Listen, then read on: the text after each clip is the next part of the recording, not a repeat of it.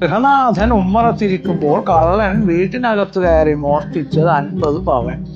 പുറത്തിരുന്ന് പത്രം വായിക്കുകയായിരുന്ന ഗൃഹനാഥൻ ഇത് അറിഞ്ഞില്ല. പൊട്ടനാണോ ഇവൻ ഷവി? സംസ്ഥാനത്ത് ഓൺലൈൻ തട്ടിപ്പ് വ്യാപകം. OTP വഴി ഗൃഹനാഥന് നഷ്ടപ്പെട്ടത് 10 ലക്ഷം രൂപ. ഈ ഗൃഹനാഥന്മാരൊക്കെ എന്താ ഇങ്ങനെ കഷ്ടം?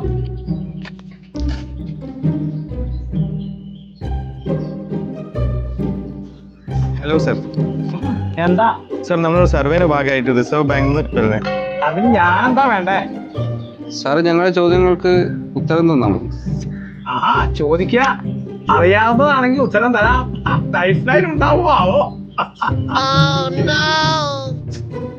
സാറിന്റെ പേരെന്താണ്? ചന്ദ്രഹാസൻ നമ്പൂതിരി. സർ, വയസ്സ് 48. കണ്ടാ പറയില്ല അല്ലേ? കണ്ടാ പറയും. രസികൻ, എനിക്ക് ബോധിച്ചിരിക്കണോ? സാറിന്റെ ഫോൺ നമ്പർ ഒന്ന് പറയൂ. 9947800804. സാർ, ആ നമ്പറിൽ ഒരു OTP ഉണ്ടല്ലോ, ഒന്ന് പറഞ്ഞു തരൂ. അപ്പൊ അതാ കളി. OTP നോൻ പറയില്ല. സർ, OTP നിർബന്ധ. സർ, OTP പറയണം. ഇപ്പൊ പത്രത്തിൽ വായിച്ചേ ഉള്ളൂ. അങ്ങനെ OTP പറഞ്ഞിട്ടുള്ള കാര്യമൊന്നും വേണ്ട. ആ സാർ വേണ്ട, ഫോണിലൊരു 6 നമ്പർ വന്നിട്ടുണ്ട് മെസ്സേജ്, അത് മതി. അങ്ങനെ വഴിക്കുക. 632410. Okay sir, thank you. കഴിഞ്ഞോ? കഴിഞ്ഞു സർ. എന്നാൽ നമ്മൾ ഇറങ്ങട്ടെ.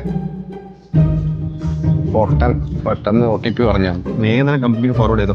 ഹേയ് സുംഭന്മാരെ, ഒന്നും നിൽക്കുക. അക്കൗണ്ടിൽ 5 പൈസ ഇല്ല. വേറെ എങ്കിൽ ഒരു 10,000 അതിലിട്ട് നിങ്ങൾ തന്നെ വലിച്ചോളൂ.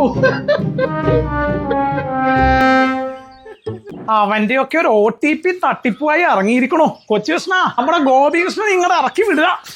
ഗോപികൃഷ്ണൻ എന്താ ഇല്ലത്തെ പട്ടിയാണോ? അല്ല, ഇല്ലത്തെ ആനയാണോ? അയ്യോ